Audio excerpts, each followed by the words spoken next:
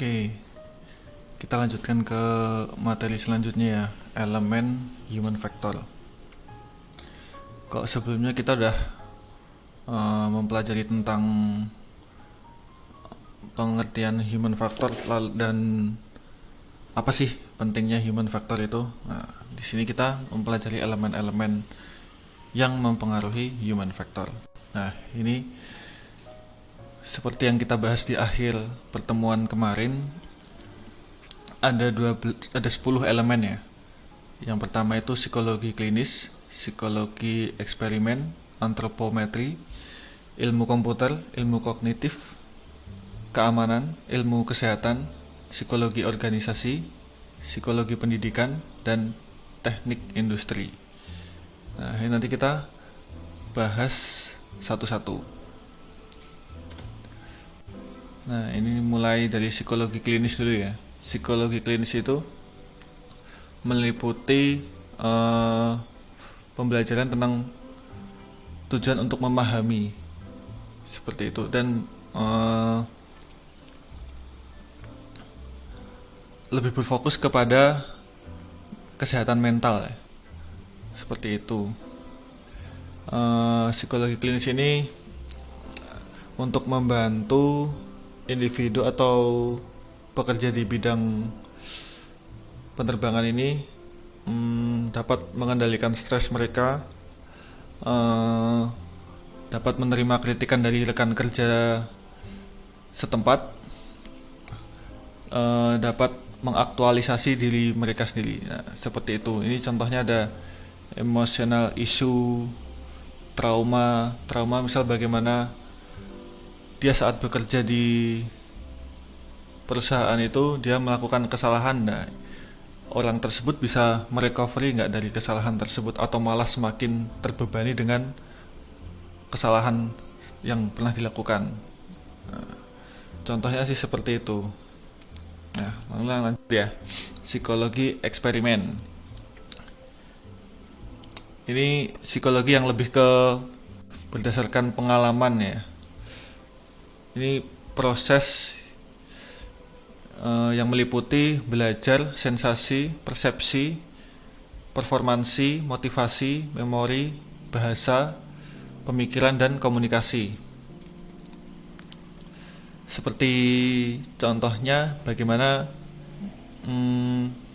ketika pekerja itu mendapatkan suatu masalah, bagaimana pekerja itu dapat menyelesaikan masalah tersebut dengan critical thinking dan pengalaman yang dia dapatkan saat bekerja di situ. Misal dia pernah mendapatkan masalah A, lalu di kemudian hari permasalahan A ini timbul, tapi tidak dapat diselesaikan dengan solusi yang sama pada masa lalu. Mungkin ada harus melakukan eksplorasi solusi ya yang lebih tepat, karena masalahnya sama, mungkin solusinya bisa berbeda. Nah, seperti itu pengalaman. Lalu ini juga dapat untuk meningkatkan performansi pekerja, produktivitas, dan defisiensi. Lalu selanjutnya antropometri. Nah, antropometri sendiri ini ilmu yang mempelajari tentang dimensi dan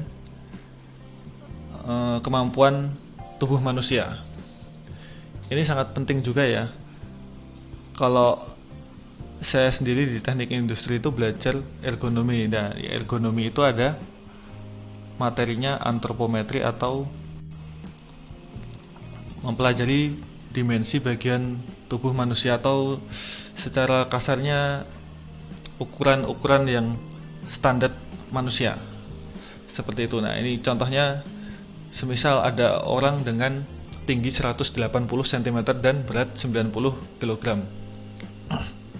Jika kabin pesawat dibikin kecil, pasti orang itu akan kesusahan untuk memasuki kabin pesawat tersebut. Nah, lalu dari sini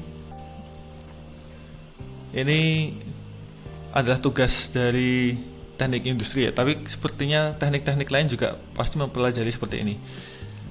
Pasti didesain dengan pengukuran yang standar. Pengukuran standar itu bagaimana? Misal ada 10 orang, jadi diambil sampel 10 orang dengan ukuran sekian-sekian, lalu diukur. Nah, lalu nanti didapatkan ukuran yang sesuai standar. Untuk orang yang melebihi standar itu atau kurang, itu nanti masuknya ke seperti persentil ya. Jadi diberikan kebutuhan khusus seperti itu. Nah, ini intinya antropometrik itu satu ukuran tidak cocok untuk semuanya.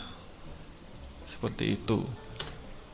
Lalu ilmu komputer, nah ini alih-alih menggunakan kertas dan checklist, pekerja lebih simple dan lebih efektif dan efisien juga, mengurangi biaya, mengurangi waktu, mengurangi sampah kertas juga menggunakan ini ya, teknologi informasi. Contohnya laptop atau komputer atau HP sekalipun juga bisa untuk melakukan maintenance mesin pesawat. Nah, dan lebih mudah kalau ada software yang misal untuk running mesin ini mengetahui baterainya tinggal berapa, kita cek saja langsung dikoneksikan ke komputer, pasti bisa langsung terlihat seperti itu. Lalu ilmu kognitif ini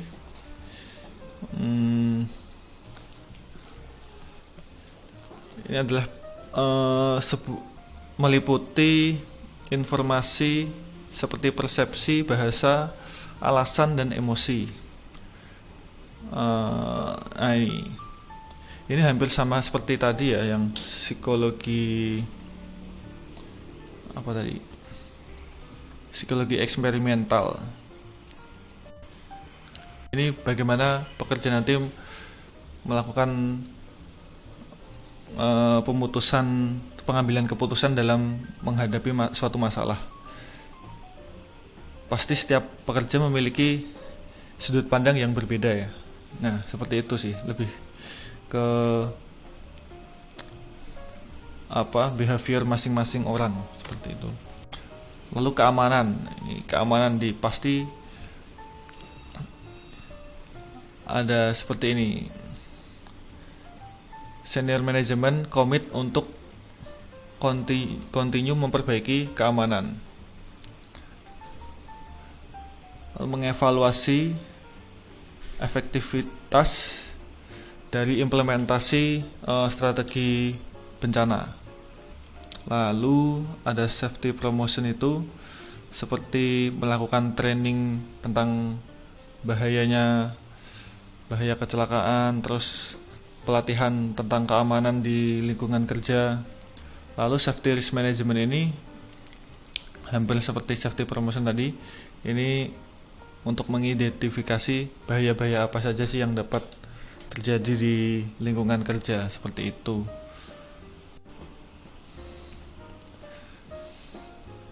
Nah, ini safety cannot be stressed enough when it come to aviation maintenance.